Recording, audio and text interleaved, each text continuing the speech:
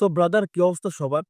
So অনেক বেশি excited আমরা যে ব্রাজিলের ম্যাচ কবে আসলে? ব্রাজিলের ম্যাচ কবে? ব্রাজিলের ম্যাচ দেখি নন ইনরে। সো আমাদের ম্যাচ কবে?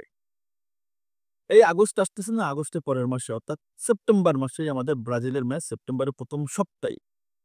এখন প্রশ্ন হচ্ছে যে সেপ্টেম্বরের ১ম সপ্তাহে যেহেতু ম্যাচ তাহলে কার্লো আনচেলত্তি দল ঘোষণা কবে করবে? এবং দলে কারা নতুন সুযোগ পেতে পারে?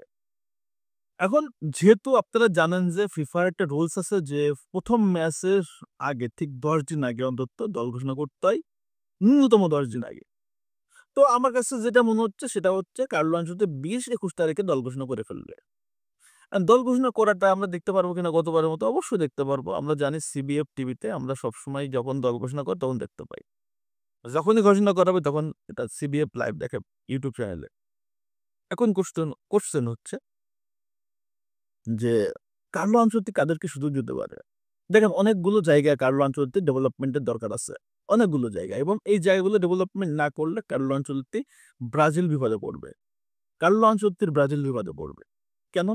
কারণ আপনি জানেন যে প্লেয়ার সংকট আলাদা জিনিস এবং এভেইলেবল প্লেয়ার থাকার পরও সংকট করা আলাদা জিনিস। সো আমরা জানি যে লেফট ব্যাকে আমাদের যথেষ্ট অপশন আছে। কিন্তু সেই জায়গাটায় যদি বারবার আমরা দেখি যে সেই আলেক্সান্দ্রোকেই খেলানো হচ্ছে তাহলে কিন্তু বিষয়টা অন্যরকম হবে। কারণ আলেক্সান্দ্রোকে নিয়ে আপনি বিশ্বকাপ প্ল্যান করতে পারেন না। যেখানটাতে আপনার লেফট ব্যাকে আপনার সামুয়েল লিনোরা রয়েছে। তার সাথে আছে হচ্ছে কার্লোস আগুস্তো, তার সাথে হচ্ছে কায়ো হেনড্রিক অনেক প্লেয়ারই আছে। সো এইখানটাতে আমার কাছে মনে হয় যে লেফট ব্যাকে একটা ভালো সলিউশন করা দরকার। আরেকটা জায়গা সেটা হচ্ছে যে মিডফিল্ড। মিডফিল্ডে একটা কেমিস্ট্রি রেডি করতে হবে। সেখানে ব্রুনো গুইমারেজের সাথে ক্যাসেমিরোর একটা কেমিস্ট্রি আছে। বাট সেখানে আরেকটা খুরদার একটা প্লেয়ার দরকার।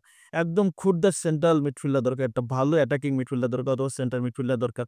অ্যাটাকিং মিডে যখন নেইমার খেলতো তখন যদি এখানে নেইমার খেলে তাহলে ব্রুনো, ক্যাসেমিরো এবং নেইমার হবে। সো যদি নেইমারকে আপনি শুরুর একাদশে না খেলান তাহলে এখানটাতে তার রিপ্লেসমেন্ট কে হইতে পারে? আমার কাছে মনে হয় সবচেয়ে সেরা অপশন হতে পারে আন্দ্রেস পেরেইরা। যদি কিনা যে ব্রুনো গুইমারেজ তার পারফেক্ট সলিউশনটা হইতে পারে।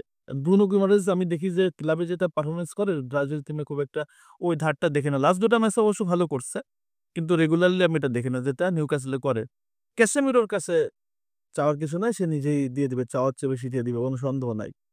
এই যে গেল মিডফিল্ড। এবার আসেন আক্রমণ। আক্রমণে ভিনিসিয়াস জুনিয়র লেফট উইঙ্গে, রাইট উইঙ্গে রাফিনা, নাম্বার ৯ রোলটাতে কার্লো আনচেলত্তি সলিউশন করতে হবে। লেফট উইঙ্গে তো ভিনির সাথে আবার থাকবে হচ্ছে মার্টিনেল্লি, সমস্যা নেই। রাইট উইঙ্গে এস্তেভাও আছে রাফিনার সাথে। সমস্যার জায়গা হচ্ছে নাম্বার ৯। এইখানটাতে কার্লো আনচেলত্তি লাস্ট ম্যাচে রিচার্লিসনকে সুযোগ দিছে। আবার কুনহা আছে। তবে আমার কাছে মনে হয় যে রিচার্লিসনকে সরায় দিয়া কুনহাকে রেখে এখানে আ আমার কাছে মনে হয় ২ টা প্লেয়ার এর দিকে নজর দেওয়া উচিত। একটা হচ্ছে আপনার কায়ো জর্জ, আরেকটা হচ্ছে মার্কোস লিওনার্দো। তো এই ২ টা প্লেয়ারের কাছ থেকে যেকোনো একটা প্লেয়ার পারফরম্যান্স এর জন্য অন্তত দলে রাখা উচিত। তারা যেভাবে পারফরম্যান্স করতেছে ক্লাবে ভাই, যদি পারফরম্যান্স করে দলের সুযোগ না পায় তাহলে তারা কোথায় কি করবে? তারা কি চান্দের দেশে যেয়ে পারফরম্যান্স করবে?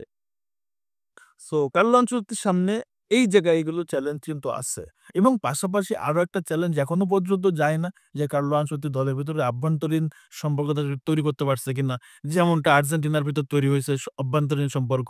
আর্জেন্টিনার প্লেয়াররা প্রত্যেকের প্রতি ভালোবাসা উদার। দেশের জন্য তারা অনেক বেশি পরিমাণ কমিটেড। সো এই জিনিসটা যদি কার্লো তৈরি করতে পারছে কিনা জানি না। যদি পারে হয়তো একটু টাইম লাগবে তবে কার্লো আনচেলত্তি ব্রাজিল টিমটাকে নিয়ে একটা ভালো মিশন করতে পারবে কমপ্লিট ২০২৬ বিশ্বকাপে। সো খুব শিগগিরই ব্রাজিলে ম্যাচ হচ্ছে এবং খুব শিগগিরই ব্রাজিলের স্কোয়াড ঘোষণা করা হবে। সো তোমরা কাকে চাও? অবশ্যই কমেন্টস করে জানিয়ে দাও। লেফট ব্যাকে এবং নাম্বার ৯ রোলটাতে অবশ্যই জানাও। ধন্যবাদ সবাইকে।